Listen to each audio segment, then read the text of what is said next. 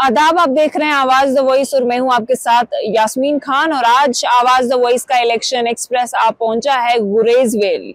गुरेज valley जितनी खूबसूरत है उतना चैलेंजिंग यहाँ पे रहना है और चीजों को मैनेज करना है। और आज गुरेज के बारे में क्या क्या डेवलपमेंट हुआ है और क्या क्या होना बाकी है, उन सारे इश्यूज पे हम बात करेंगे। और इस एपिसोड में आज हमें यहाँ पे ज्वाइन किया है फकीर खान ने, जो फॉर्मर एमएलए रहे हैं और अभी बीजेपी की टिकट से गुरेज में इलेक्शन लड़ने जा रहे हैं। बहुत शुक्रिया सर हमें वक्त देने के लिए। बहुत बहुत शुक्रिया जी। सबसे पहला सवाल मेरा आपसे रहेगा, अब चूंकि मैं आज पहली बार गुरेज आई हूँ, काफी खूबसूरत जगह है बट यहाँ रहना बहुत चैलेंजिंग है जिस हिसाब से, मतलब 6-6 महीने कट ऑफ रहता है। तो आपके लिए जब आप छोटे थे या पढ़ाई कर रहे थे, मतलब हाउ वाज इट लाइक कि जब आप यहाँ स्कूलिंग कर रहे थे उस टाइम में और अभी के टाइम में कितना फर्क है? क्या क्या चैलेंज आपने फेस की थी स्पेशली यहाँ पे? जी, यहाँ पर जो जहाँ तक गुरेज का ताल्लुक है, बेशक आपने जैसे जिक्र किया कि ये बहुत खूबसूरत जगह है। किसी अंग्रेज ने कहा है, लॉरेंस ने, गुरेज को हिडन हेवन ऑफ कश्मीर। तो ये बहुत खूबसूरत, नेचुरली ये बड़ी खूबसूरत जगह है।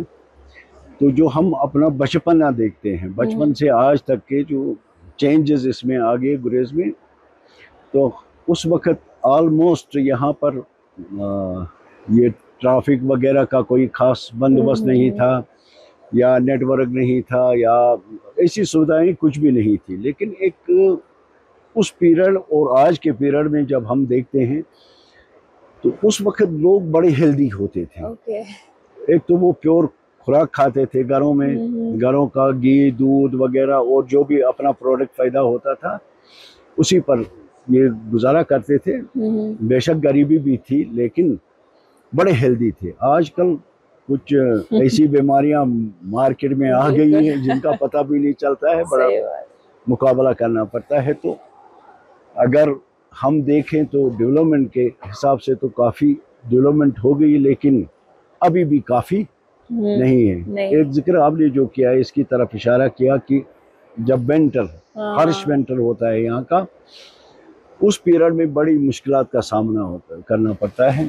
तो अभी जब से हमने बीजेपी के साथ ज्वाइन किया, एक उसमें हमें ये फ़ायदा हो गया कि विंटर में हमारा हेली जो है वो कंटिन्यू चलता है। कोई पेशेंट हो या पैसेंजर उसको एवाक्यूएट करना हो तो एकदम जहाज पहुंच जाता है। बिल्कुल। तो चलिए वो तो प्रेजेंट की बात है, थोड़ा बहुत मैं ब्रीफली आपसे जानना चाहूंगी। अब चूंकि आपका जो पॉलिटिकल करियर है, 1996 में आप एमएलए बने थे, इंडिपेंडेंट कैंडिडेट थे, पीडीपी में आप रहे हैं और एक अच्छी पोजीशन पे रह चुके हैं, बट अभी आपने बीजेपी ज्वाइन किया है। इस पूरे ट्रांजिशन के बारे में हम बात करेंगे, लेकिन मैं आपसे जानना चाहूंगी कि पॉलिटिक्स में शुरुआत कैसे हुई, कैसे एंटर किया आपने? पॉलिटिक्स में अगर सच पूछे तो ये एब्रप्टली मुझे एक आइडिया आ गया जब कॉन्स्टिट्यूंसी का ऐलान हो गया, गुरेज की कॉन्स्टिट्यूंसी का। तो मैं एजुकेशन में सर्विस कर रहा था, मैंने कोई 5-6 साल सर्विस की थी एजुकेशन में, तो मैंने रिज़ाइन कर दिया। रिज़ाइन करके मैं पॉलिटिक्स में आ गया और अच्छे तरीके से मैंने इलेक्शन जीती। तो उसके बाद भी कुछ इलेक्शन तो मैं हार गया, लेकिन नैरो मार्जिन से हार गया। उसके कई कारण है, अब उसमें हम तो नहीं जाएंगे। लेकिन ओवरऑल ये जो पीरियड रहा हमारा, पीडीपी में मैंने ज्वाइन किया था, मगर पीडीपी से मैंने कोई उसकी टिकट पर कोई इलेक्शन नहीं लड़ा। मैंने एक ही 2 इलेक्शन लड़े इंडिपेंडेंट, बहुत नैरो मार्जिन से हार गया, कोई 170 वोटों से हार गया। एक ही टिकट पर लड़ा था, वो कांग्रेस की टिकट पर लड़ा था मैं एक इलेक्शन। तो बाकी उसके बाद बीजेपी ज्वाइन की। बीजेपी ज्वाइन करने के बाद यहाँ पर काफ़ी चेंजेस आ गए, काफ़ी चेंजेस इन द सेंस हमारे रोड्स की जो कंडीशन थी इससे पहले, तो यहाँ से हमें बांडीपोरा तक 4-5 घंटे लग जाते थे ये मसाफत तय करने में। तो आज तो आप लोगों ने खुद भी देखा होगा, रोड की कंडीशन 90% बेहतर है। सही बात। और यहाँ ही नहीं, आगे अगर आप तिलेल जाओगे, तिलेल में भी बहुत अच्छे रोड हैं हमारे। जहाँ जहाँ में रोड नहीं थे वहाँ तक रोड पहुँचा दिए।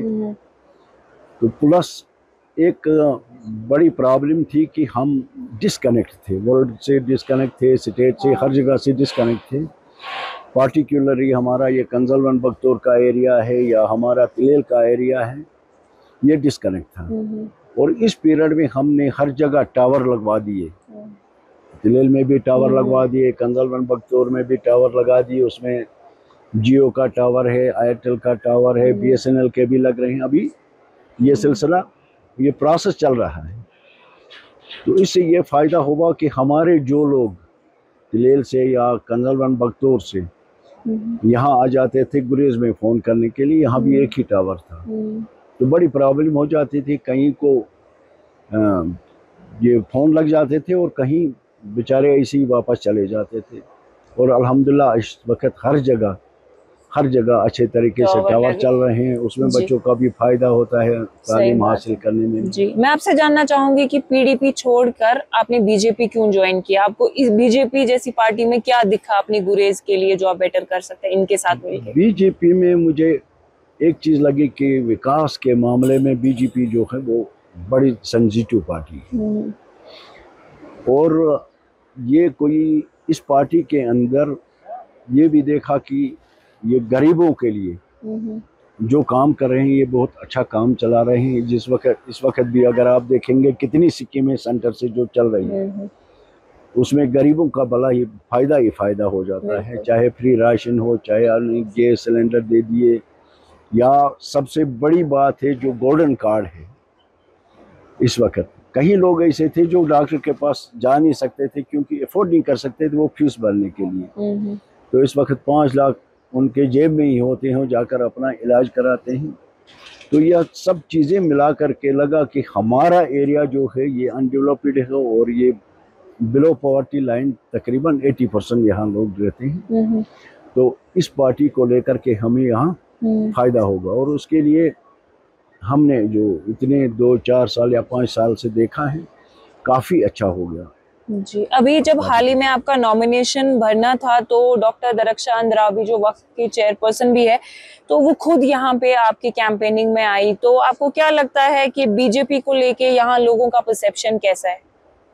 वो इंशाल्लाह आपने शायद कहीं ना कहीं वीडियो भी देखे होंगे उस दिन की जो हमारी रैली थी। हालांकि हमने उसमें लाइटली वो कर दिया था कोई, क्योंकि गाड़ियाँ भी हमारे पास उतनी अवेलेबल नहीं थी तिलेल से या बाकी जगहों से। थोड़ी बहुत जितनी गाड़ियां अवेलेबल हो गई तो माशाअल्लाह शुक्र है अल्लाह का कि काफ़ी अच्छी गैदरिंग हो गई, काफ़ी अच्छा प्रोग्राम रहा। तो दरख्शां जी को दिल्ली वालों ने डायरेक्ट किया था कि नॉमिनेशन में आप चले जाओ वहाँ पर, तो वो भी मेरे साथ थी। तो काफ़ी अच्छा प्रोग्राम रहा हमारा। अब अगर गुरेज की हम बात करें, स्ट्रेटेजिकली बहुत इंपॉर्टेंट जगह है, बॉर्डर भी नज़दीक है और इंफ्रास्ट्रक्चर का भी बड़ा प्रॉब्लम रहा है यहाँ पे।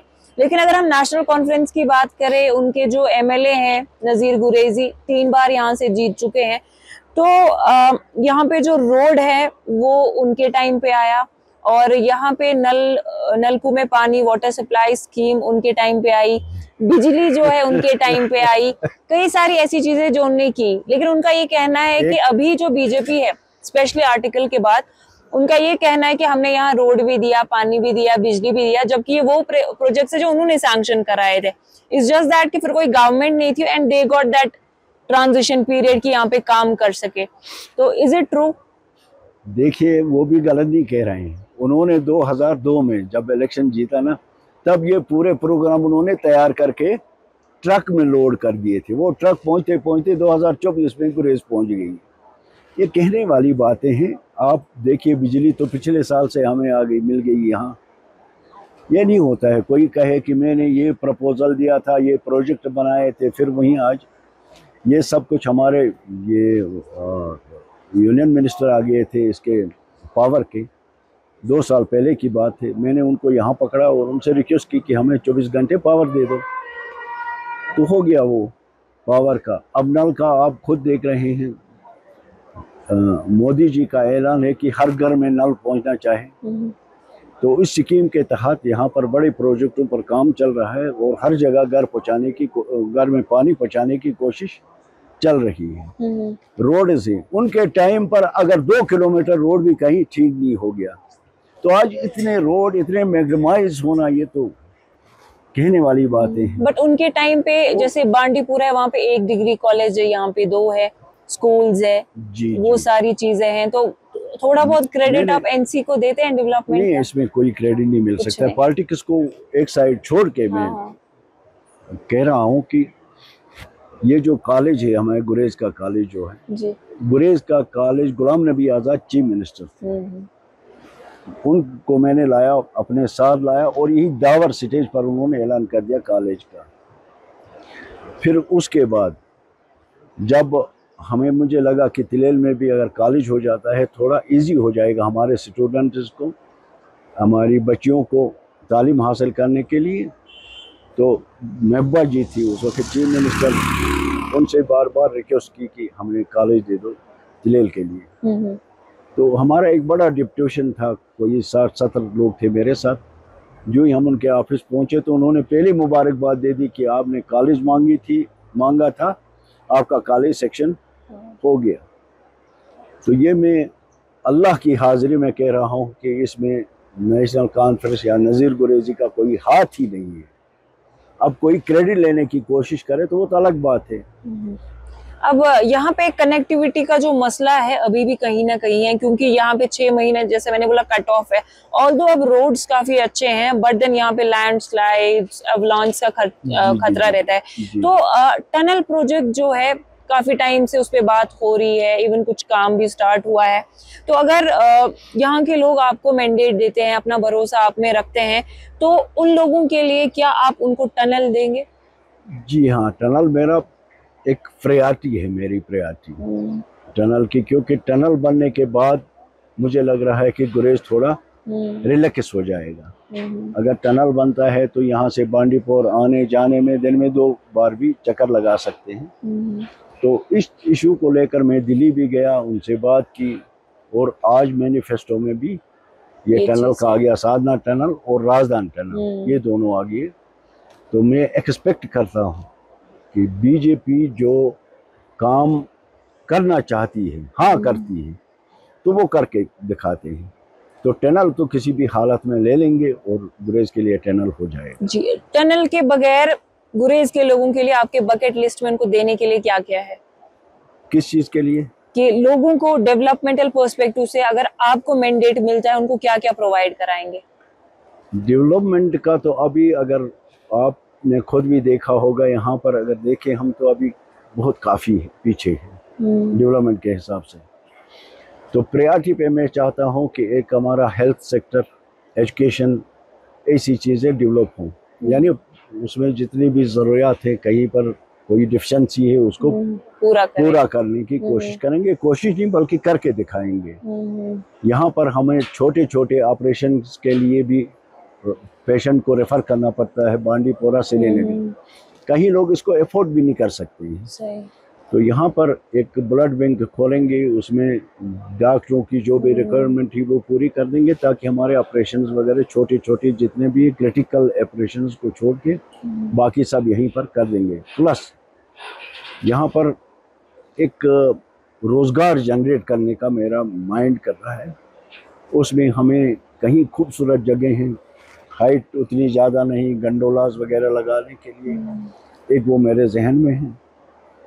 उसके बाद गुरेज जो है ये बाकी स्टेट के बाकी पार्ट से या कंट्री के बाकी पार्ट से ये अलग थलग है। यहाँ पर हमारे जितने भी पढ़े लिखे बच्चे हैं, डिग्रियाँ ले लेकर के उनके, तो इसमें मेरी कोशिश होगी कि हमारी यूथ को एब्जॉर्व करने के लिए कहीं ना कहीं इनके बारे में ज़्यादा सोचना पड़ेगा।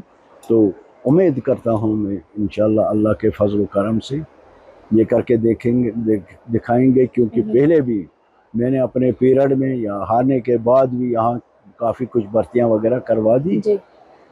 तो ये बड़ा एक बर्निंग इशू है मेरे जहन में, क्योंकि यहाँ बिजनेस सिस्टम है नहीं। कोई दुकानदार दुकान में कुरकुरे बेचता है, वो कब अमीर बनेगा कुरकुरे बच्चों को बेच करके। सही बात है।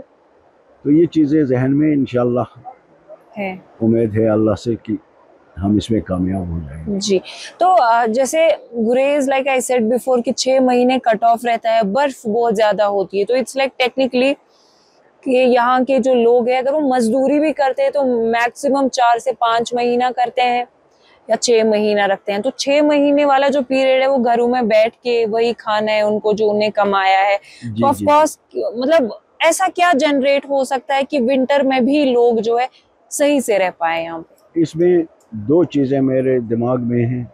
एक तो हम कोशिश करेंगे हमारा यहाँ प्रोडक्ट एक पोटैटो प्रोडक्ट इसको थोड़ा जनरेट करेंगे और चिप्स फैक्ट्री एक लगा देंगे यहाँ पर। एक नंबर 2 यहाँ लोकल कुछ चीज़ें बनती थी, पहले ऊन की बनती थी, उनके लिए हमें मार्केट बनाना पड़ेगा। तो विंटर में भी ये बेकार नहीं रहेंगी, वो चीज़ें तैयार करेंगे, ये मार्केट में आ जाएंगी, अपना ₹10 उसमें कमा सकते हैं। ऑफ कोर्स ये चीज़ें जहन में है। सही बात है। यहाँ का जो कल्चर है उसको प्रिजर्व करने के लिए क्या कुछ है आपके जहन में? कल्चर का तो सत्यानाश ही हो गया। नेचुरली जो भी हमसाया होते हैं उनके उसमें असर पड़ता है कल्चर में। तो हमारा कल्चर का ज़्यादा असर कश्मीर का असर पड़ गया यहाँ पर। हमारा कल्चर जो पहला हमारा कल्चर था, जैसे हमारी वो टोपी होती थी, गोल्ड टोपी, जस्ट लाइक जैसे गिलगित वाले पहनते हैं, एक चोगा टाइप का फैरन होता था, शलवार वगैरह, ये चीज़ें जो हैं अब ऑलमोस्ट तो ये ख़त्म हो गई हैं। एक फैरन विंटर वो भी सर्दी की वजह से इस्तेमाल करते हैं, तो बाकी ख़त्म हो गई। ये भी बड़ी मेहनत करके यहाँ पर हमने ये शीना कल्चर सेंटर बनवा दिया था। उसमें कुछ चीज़ें अंदर प्रिजर्व हैं जो हमारे पुराने कल्चर की हैं। तो कोशिश होगी कि हम फिर उस कल्चर को वापस लाएं, लेकिन उसमें मुश्किलात भी काफ़ी हैं। सही, उसमें लोगों का कोऑपरेशन भी चाहिए। बिल्कुल। तो आई अंडरस्टैंड कि आपका जो ये स्केड्यूल है काफ़ी टाइट है, कैंपेनिंग चल रही है जोरों शोर से, हम सोशल मीडिया पे भी देख रहे हैं, बट स्टिल आपने आवाज़ द वॉइस को मौका दिया, इस इंटरव्यू का। Thank you so much. बहुत बहुत शुक्रिया, बहुत बहुत शुक्रिया।